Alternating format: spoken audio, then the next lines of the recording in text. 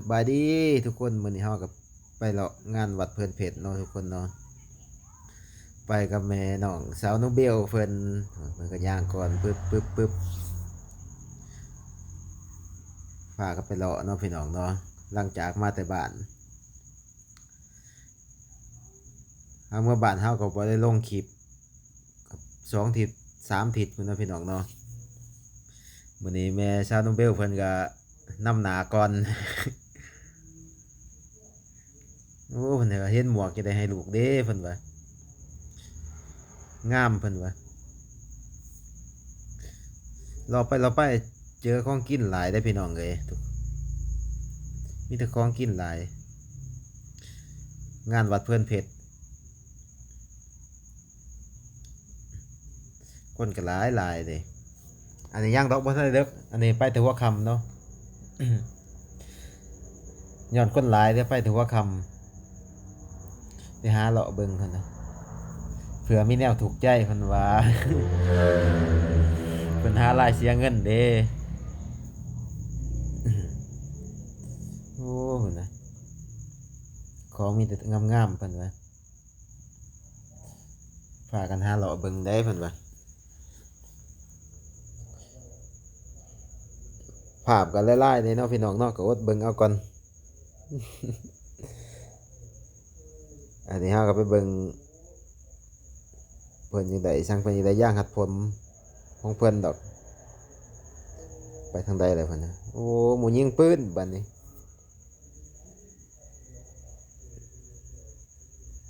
มันสิได้อยู่บ่เนาะเพิ่นอยากลองเด้บัดนี้บ่าวสมบัติเพิ่นก็อยากลอง เรามาเรื่อยๆมีแต่แนวกินพี่น้องเอ้ยแนวกินหลายบ่าวสมบัติเพิ่นก็บ่มักกินลูกชิ้นนะกินแล้วมันอืดท้อง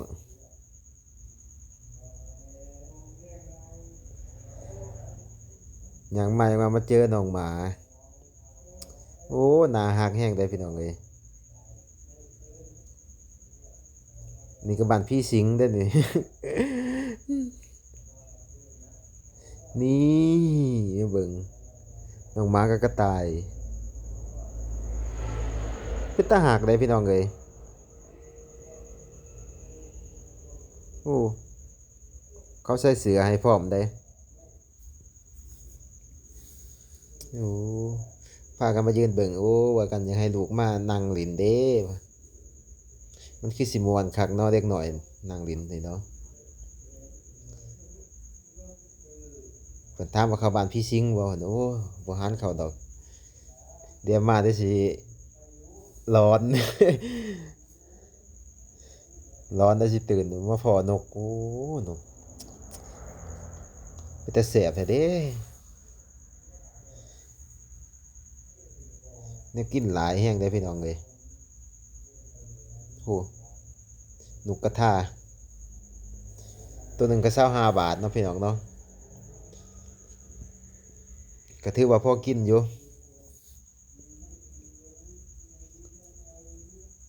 ก็ตั้งผ้ากันมาหาเลาะอีหลีเด้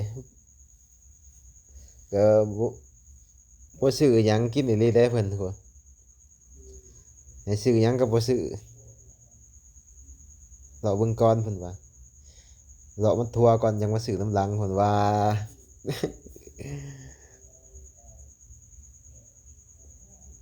คนก็เริ่มขย่อยเข้ามาหลายได้อพี่น้องเลย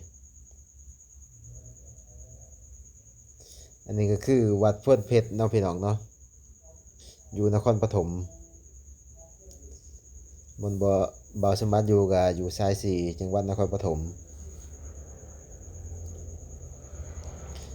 อ้าวบัดนี้ บ่อนนี้ได้เสียเงินคักพี่น้องเลยเพิ่นเล่งใช่ปะนี่แหละของเพิ่นตามหามานานเพิ่นว่านั่นจับแล้วบัด ก็สิหาหลายเท่าบัดนี้เลือกแต่แหลกเนื้อแล้วบัดนี้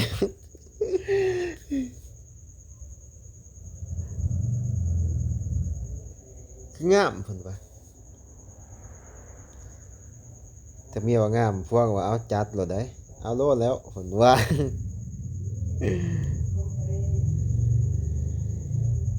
จัดเลยจัดเลยทางพวกว่า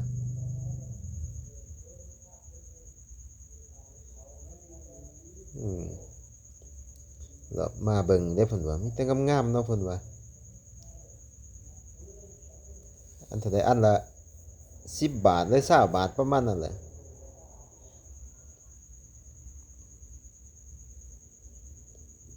นะเรียบร้อยเขาบอกว่าแล้วเสียเงินบัดจ่ายเงินปึ๊บย่างมาบัดนี้ว่าเห็นอันหนึงงามอีกอยากได้โอ้ลืมเอาเงินทอนบัดนี้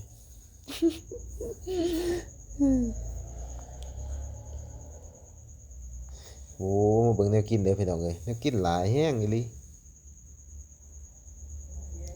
โอ้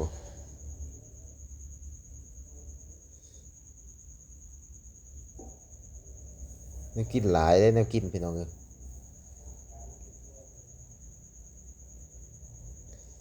แต่ว่าพวกเสื้อผ้าบ่ค่อยมีเนาะพี่น้องเขาสิเน้นแบบของกินมื้อนี้ก็คือผู้ใดลงมานังร้องจ๊ะจ๊ะสยาม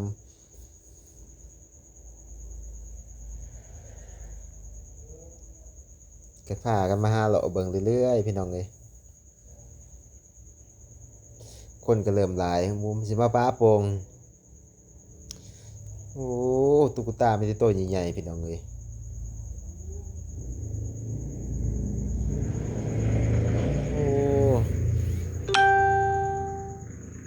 โอ้โหมีแต่ตัวใหญ่ๆตัวสำคัญ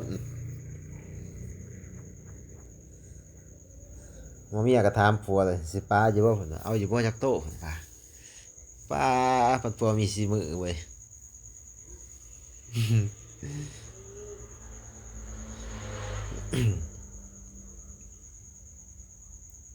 โอ้ก็คิดอยู่ดอกว่าคิดอยากป้าอยู่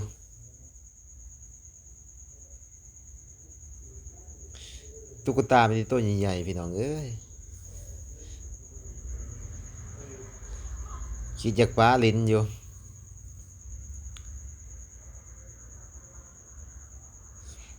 โอ้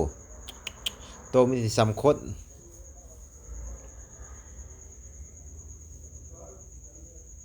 คนทางนี้เริ่มหลายแล้วพี่น้องเอ้ย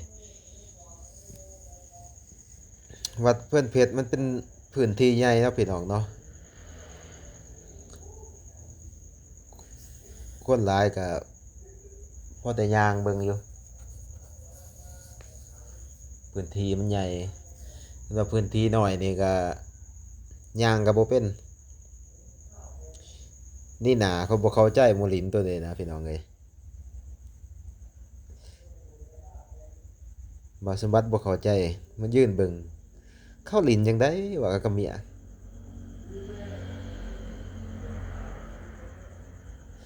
ยืนเบิ่งโดนเติบเนาะก็บ่เข้าใจเนาะผู้ใดเข้าใจก็คอมเมนต์มาให้เบิ่งหน่อยเด้อพี่น้องเด้อมาเบิ่งนี่อีกโอ้กล่องกระติงเลยเนาะพี่น้องเนาะ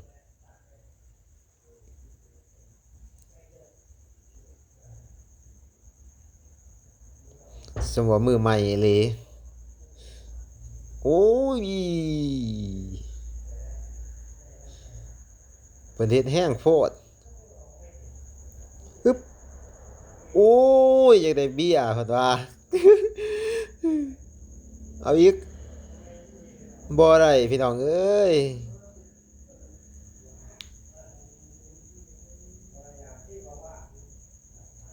แต่ละปีเขาสิเอาเป็ดมาลงเนาะพี่น้องเขาสิเอาเป็ดมาลงแล้วก็เอามันมีบ่วงแล้วก็โยนใส่คอเป็ดเข้าคอใดก็คือได้ตัวนั้นแหละปีนี้เขาบ่มาเนาะคันมาก็คือสิลองเบิ่งเลยจักบาทนะเพื่อได้พอได้มาต้มมื้อนี้มื้อนี้เขาบ่มาซ้ำ